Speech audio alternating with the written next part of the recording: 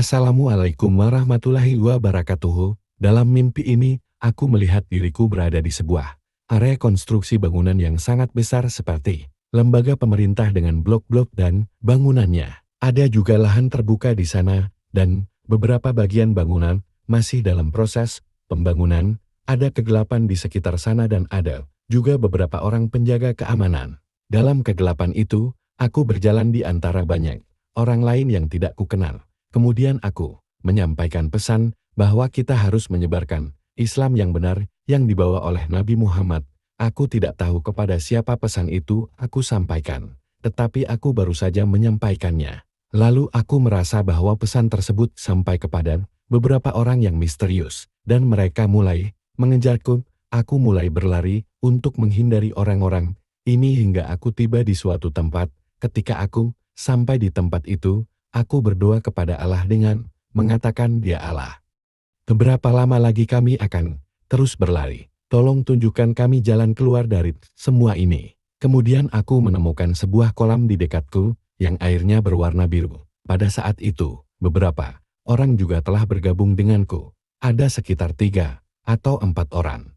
Tetapi kami tidak membahas tentang Islam secara terbuka, karena orang-orang misterius masih berada di sekitar kami. Aku kemudian melihat beberapa orang keturunan Indonesia, Malaysia dan Bangladesh muncul dari dasar kolam. Mereka muncul dari air yang biru itu. Aku merasa bahwa Allah telah mengirim mereka untukku. Kelompok orang ini lalu menunjukkan kepadaku agar pergi ke arah yang sama dengan asal mereka. Aku kemudian memberitahukan orang-orang yang bersamaku bahwa kita terus pergi ke arah itu. Lalu kami semua pergi ke sana. Begitu kami memasuki kolam, kami mulai turun seperti menuruni sebuah lift. Kemudian kami sampai di sebuah kamar, seperti kamar hotel. Dan hotel ini memiliki jendela, sehingga aku dapat melihat keluar. Aku melihat bahwa tempat ini dekat dengan pegunungan.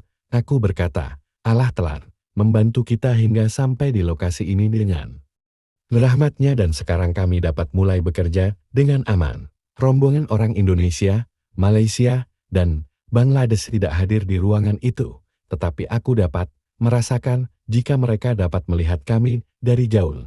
Saat aku melihat sekeliling ruangan, semakin banyak orang yang datang dan bergabung dengan kami di ruangan itu. Kemudian aku menemukan diriku di area ruangan yang terpisah, dan aku mulai merasa lapar. Aku melihat bahwa tidak ada yang dapat dimakan kecuali roti pipi kering dan beberapa helai daun. Aku mengatakan bahwa dengan kondisi yang sulit seperti ini, bahkan makanan ini merupakan berkah bagi kami.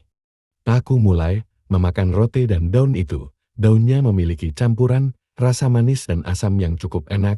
Dalam pikiranku, daun biasanya memiliki rasa yang pahit dan tidak enak, tapi yang ini enak. Kemudian terlintas dalam pikiranku bahwa pada saat Nabi Muhammad melalui masa sulit, beliau juga memiliki pola makan dan kesulitan yang sama. Karena itu aku harus tetap bersyukur kepada Allah. Lalu aku merasa bahwa sekelompok orang Indonesia, Malaysia sedang mengawasi kami dari jauh, dan mereka mengatakan bahwa orang-orang ini hidup dalam kondisi yang sangat sulit. Makanan mereka juga tidak enak, karena itu kita harus membantu makanan dan kebutuhan lainnya, agar mereka dapat hidup lebih nyaman dan dapat bekerja dengan mudah. Kemudian aku berkata bahwa Allah membantu kita dan terus mengawasi kita setiap saat.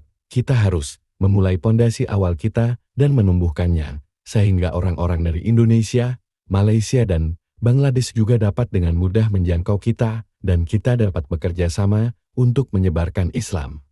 Yang benar yang dibawa oleh Nabi Muhammad. Wassalamualaikum warahmatullahi wabarakatuh.